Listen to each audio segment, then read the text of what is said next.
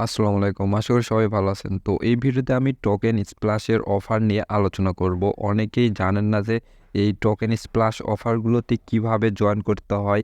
আর আরও একটা জিনিস সেটা দেখা যায় কি অনেকেই করেন কি আপনারা জয়েন করেন দেন আপনাদের অ্যাকাউন্টটা নট এলিজিবল করে দেয়। তো এই ভিডিওতে আমি সব কিছু বলে দেব যে কি করলে আপনার অ্যাকাউন্টটা নট এলিজিবল দেখাবে না এবং কিভাবে জয়েন করলে আপনার উইন হওয়ার চান্স 100% থাকবে।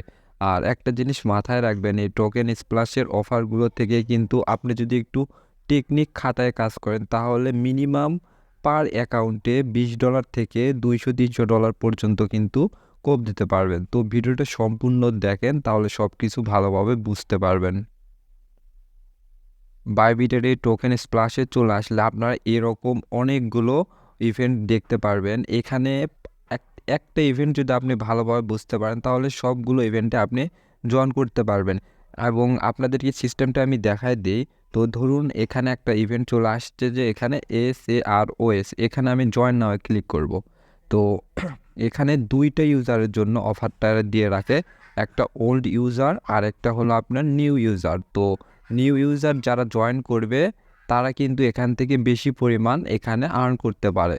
দেখুন এখানে নিউ ইউজারের টোটাল $45,000 কিন্তু শেয়ার করছে। তো এখন কি করতে হবে, এই অফারটা যখন শুরু হবে তখন আপনাদের করতে হবে কি এখানে অ্যাকাউন্টটা করতে হবে। দেন এখানে আপনাকে $100 ডিপোজিট করতে হবে।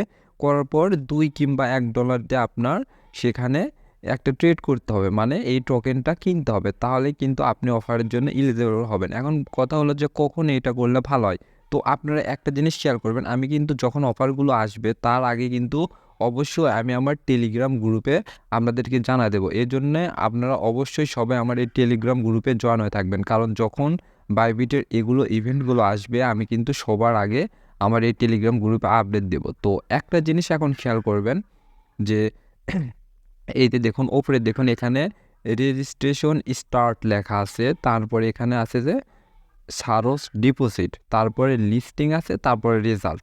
তো এই জিনিসটা আপনারা খেয়াল করবেন। অনেকেই বলেন যে ভাই আমি তো রেজিস্ট্রেশন করছি কিন্তু এই যে অফারে জয়েন করলাম এটা আমার ওল্ডে মানে ফার্স্টে এইটাতে আমার এটা কাউন্ট করলো, তো কেন করলো? তো ভাই কারণ কি, এখানে যখন এই রেজিস্ট্রেশনটা স্টার্ট হবে তো দেখুন এখানে আপনাদেরকে বলছে যে রেজিস্ট্রেশন স্টার্ট, এই দেখুন এক এখানে জানুয়ারি মাস 18 তারিখে স্টার্ট হয়েছে 8.50 ইউটিসি, মানে এটা মেবি 2:30 কিংবা 3টের সমান। যাই হোক আমি কিন্তু টেলিগ্রাম গ্রুপে বলে দেবো যে কখন রেজিস্ট্রেশন স্টার্ট হবে, ওই অনুযায়ী আপনারা এখানে জয়েন করবেন। তো রেজিস্ট্রেশন স্টার্ট হওয়ার পরে আপনি যদি নতুন অ্যাকাউন্ট করেন তাহলে সেক্ষেত্রে কিন্তু আপনার এটা হলো কাউন্ট হবে, তাছাড়া কিন্তু কাউন্ট হবে না। তো যখন ধরেন রেজিস্ট্রেশন স্টার্টটা হবে তখন আপনার নতুন অ্যাকাউন্টে রেজিস্ট্রেশন করে রাখবেন। তারপরে ওখানে $100 একটু বেশি ধরেন ডিপোজিট করলেন, ধরেন $105 ডিপোজিট করলেন।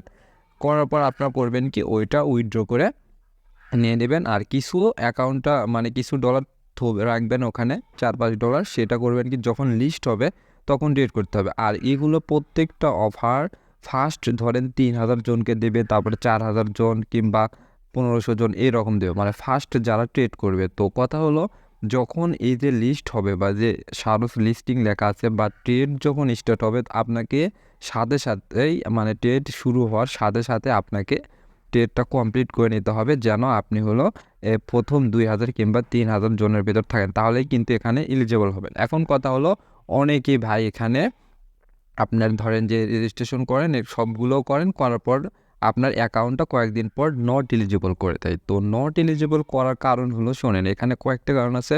ফার্স্ট অফ অল আপনাকে অবশ্যই যে অ্যাকাউন্টটা করবেন ওই মোবাইলে এর আগে কোনো অ্যাকাউন্ট থাকা যাবে না বা কখনো রেজিস্ট্রেশন করা যাবে না, কিংবা আপনি অন্য কারো ওয়াইফাই কিংবা অন্য কারো মোবাইলের হটস্পট দিয়ে আপনি এখানে অ্যাকাউন্ট করতে পারবেন না।